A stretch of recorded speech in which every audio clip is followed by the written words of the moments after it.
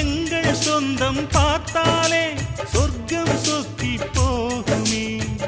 எங்கள் வீட்டில் பூத்தாலே பூவின் நாயுள் கூடுமே.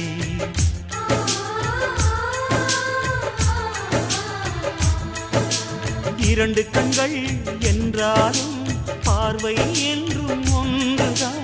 உருவத்திலே தனித்தனிதான், உள்ளம் என்றும் ஒன்றுதான். ஒரு சேவல்தான் நடை காத்தது, இந்த அதிசயம் பாருங்கள். கண்ணனை வாழ்த்துங்கள்.